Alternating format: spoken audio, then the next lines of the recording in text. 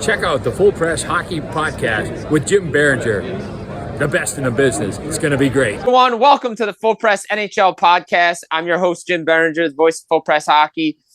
I'm joined today by, you see him on NHL Network, NHL Tonight. He did stuff with Don LaGreca a long time ago on the NHL Network as well. Yeah. Great times up there at the old studio. EJ Hradek joins me today. We're ready to preview the Stanley Cup Final. EJ, thank you for coming on. Hey, my pleasure. My pleasure. Nice to be with you. Hey, nice to be with you. Great to see you again. Look, we're here, Stanley Cup Final, Florida Panthers and the Edmonton Oilers. Florida's back here again, back-to-back years. Yeah. Edmonton, this group.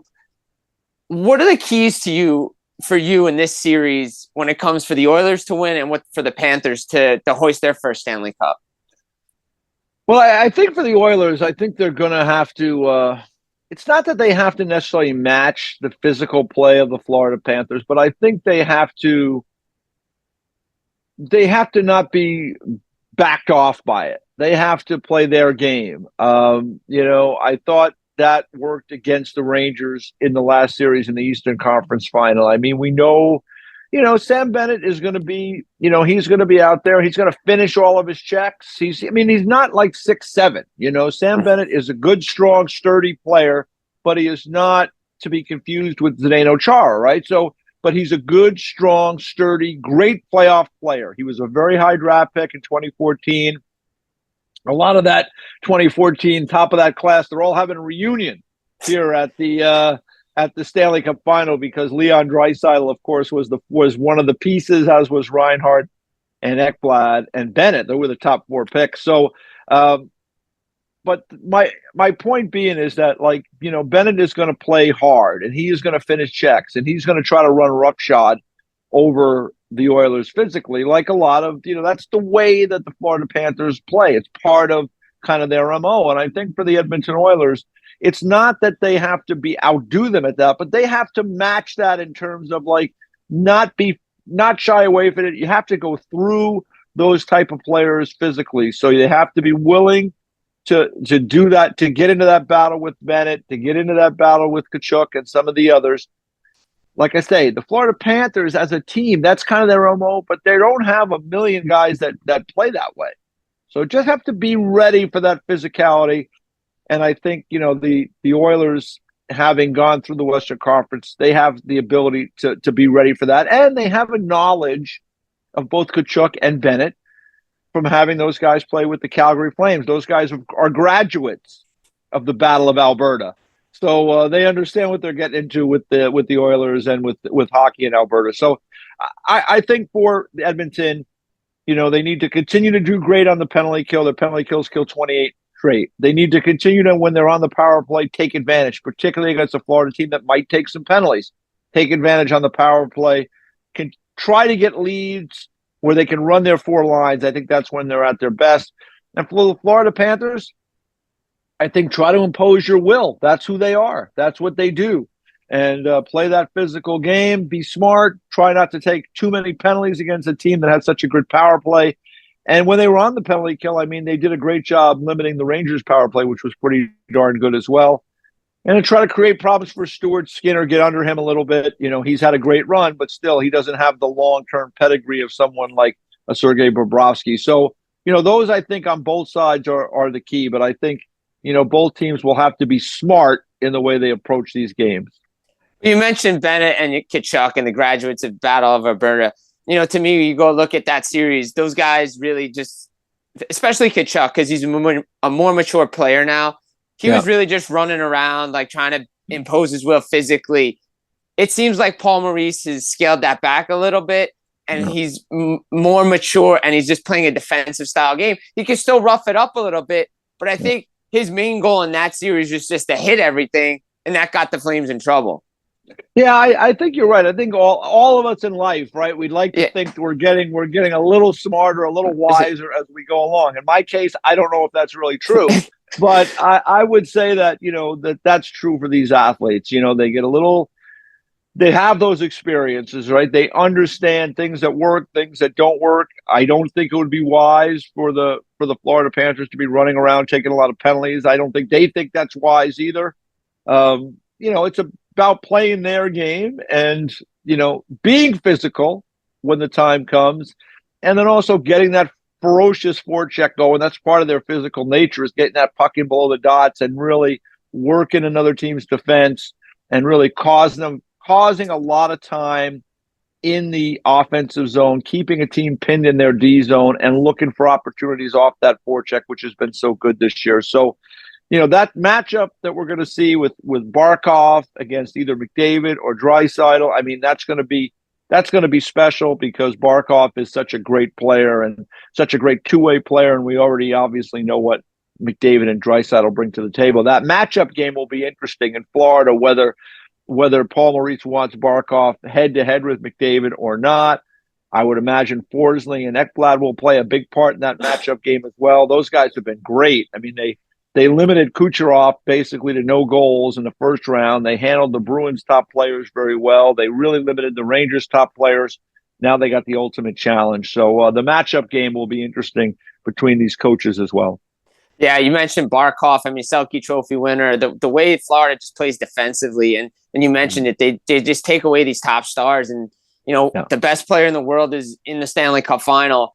He willed the Edmonton Oilers in Game 6. I mean, let's be honest here. He put that team on his back and said, you know what, we're not losing. We're not going to Game 7.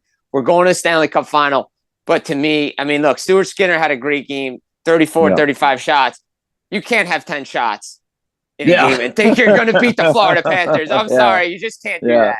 Yeah, that would probably not be a formula for a successful series. But you know what? These series, they're 7 games. They're the potential of 7 chapters, right?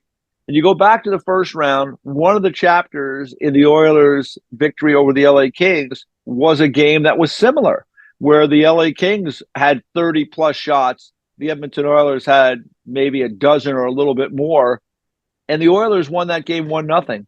You go to the third round, the conference final against Dallas, in the game you're referencing, Game 6.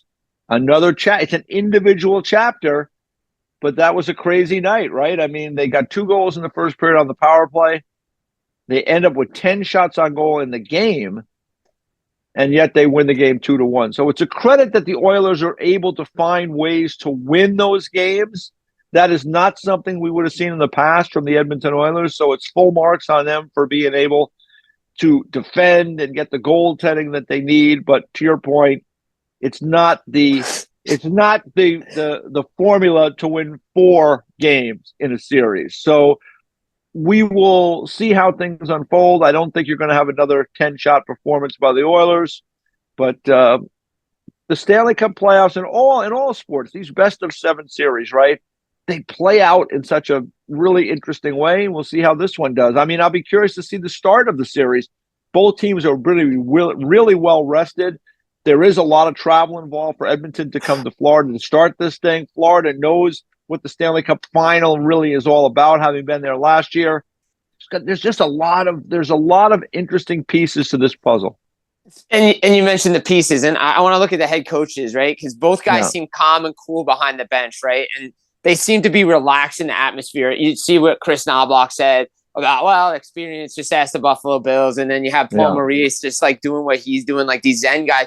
And I want to focus in on Knobloch because he's really been pushing all the right buttons for the Edmonton Oilers since he's come in there. They made one of the worst teams. We were up there in Toronto when they made the coaching change, and now what Knobloch has done. And you put Pickard in round 2, you move pieces around in round 3. How much credit do we have to give to Chris Knobloch for how he's instilled this defensive system in the Edmonton Oilers? Well, I think you have to give him a lot of credit. I mean, there's no question about it. I mean, he came into a team that was really in really a tough spot. Now, there were some underlying issues at the start of the season. Ekholm was injured in training camp, wasn't quite ready. He was playing through an injury. He wasn't quite right. McDavid was dealing with an injury earlier in the season. They just weren't clicking for whatever reason on all cylinders. So they have this terrible start. They make the coaching change, and then things start to come together. And I think Chris Knobloch's demeanor, his calm demeanor, was something that really helped this team. He settled things down.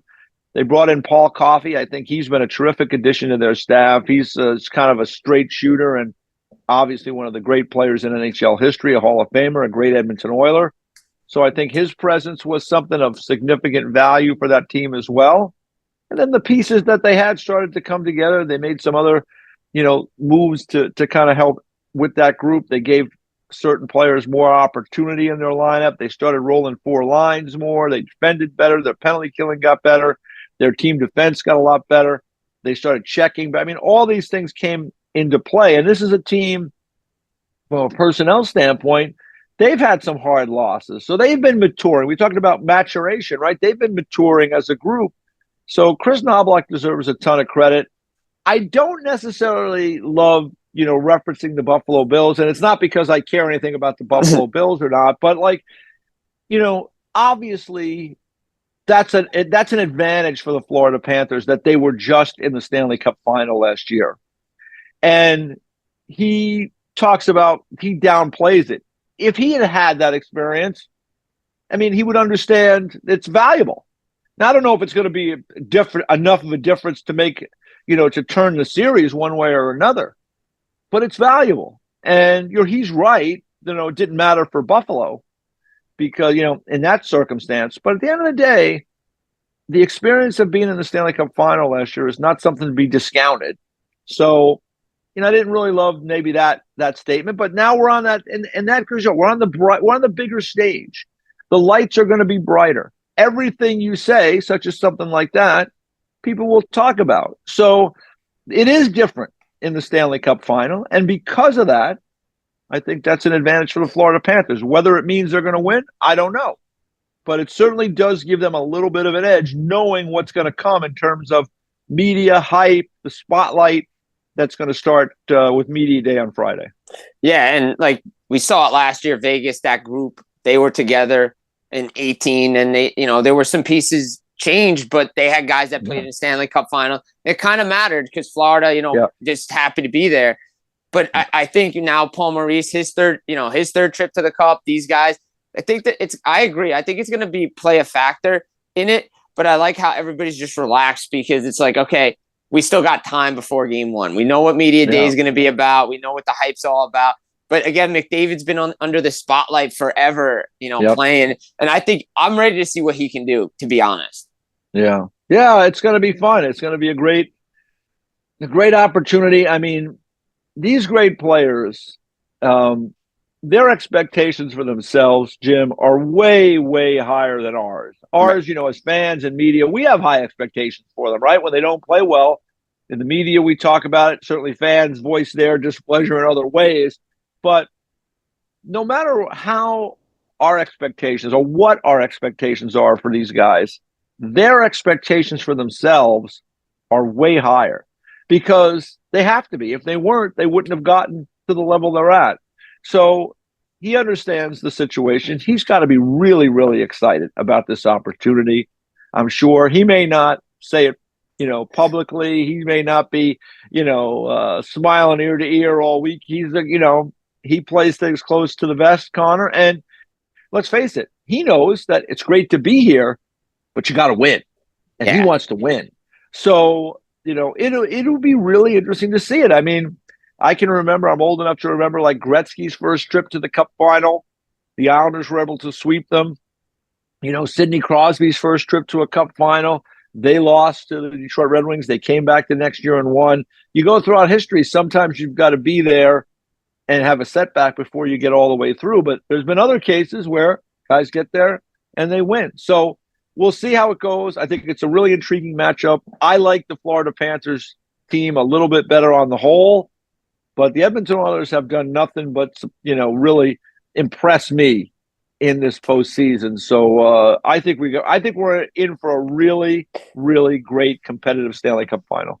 Yeah, I can't wait for it. I agree. I think the Oilers have impressed me. I think the way they've adjusted Skinner's play, Darnell Nurse's play as well. And in Florida, I agree. I think Florida's been the better team. I think they're a little bit of a deeper team, but not as deep as, we always thought, Dallas was deeper than Edmonton. I think it's pretty even there. Before we, wrap up everything here, because I know you have a busy day ahead, some X factors for you, maybe players, intangibles, going into this series.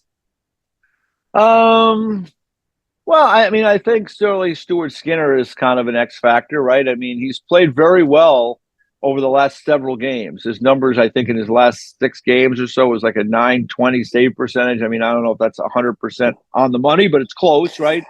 Like, he's played very, very well. So can he continue to play well? Can the Oilers continue to defend well? Will their penalty killing continue to be as good? I mean, they've killed 28 straight penalties. And I mean, the Florida Panthers coaching staff, they'll have had a lot of time to really study what the Oilers are doing on the penalty kill, and can they stop them? So, when I think of, the Oilers, Evander Kane, we don't know if he's going to be able to be healthy and play. It looks like he's going to play in game 1. He can be an X factor because he's someone that provides that he can meet the challenge of Sam Bennett and some of those Florida Panthers players that really want to play a physical brand of hockey. So he could be a wild card. From the Florida Panthers standpoint, I think that third line that they have together of Luostarinen, Lundell, and Tarasenko, you saw how valuable they were against the Rangers in Game 5 and Game 6. Will they continue to be a factor for the Florida Panthers? Because that's where the Panthers will draw the edge, is that they're just deeper through their 12 forwards. Obviously, McDavid and Draisaitl are on another plateau, but not far behind is Barkov and Tkachuk and those guys. So, I mean, I just think there's a lot of pieces. There's a lot of parts of this. But that third line for Florida, they were difference makers in that last series. I'll be curious to see if they can do that again, because they're going to get favorable matchups, against the Oilers' second-tier forwards and maybe the second and third pair defense. Yeah, I mean, can't wait to get it underway. Saturday night, it feels like it's an eternity away. But it's only a few more days away before the Stanley Cup Final starts on Saturday night. EJ, thank you so much for coming on the Full Press NHL podcast today, taking some time out of your busy day. Hey, Jim, it's my pleasure, and I look forward to seeing you down in Florida. Can't wait to see you down in Florida, guys. Full Press NHL podcast with EJ Hradek. Get it, iTunes, Spotify, wherever you get your podcast. As we wrap up the Stanley Cup Final, guys, take care. Barry Trotz, Nashville Predators, making sure you're listening to Full Press Hockey Podcast.